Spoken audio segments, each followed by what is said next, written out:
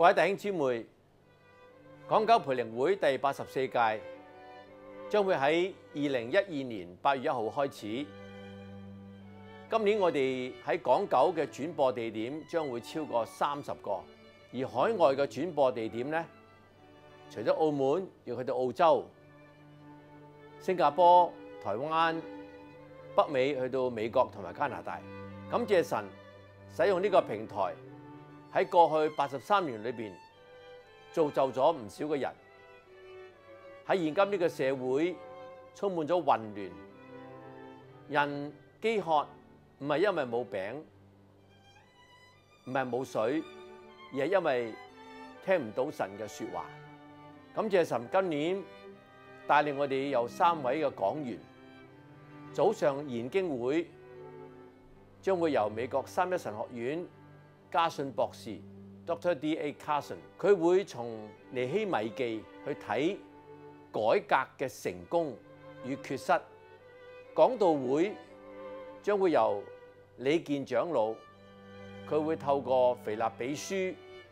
同我哋去探討以基督為中心嘅生活。晚上奮興會將會由中華福音神學院吳憲章博士，佢會從創世記嘅挪亞一直講到啟示錄，利用中間嘅人物同埋呢個真理，讓我哋去睇下眼光與生涯嘅規劃。以上每一堂嘅聚會，我哋喺現場都設有即時嘅傳譯，由英語轉成廣東話同普通話，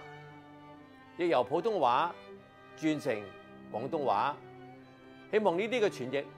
能夠幫助弟兄姊妹能夠喺現場明白神嘅話語，讓神嘅道能夠進入每個人嘅心中。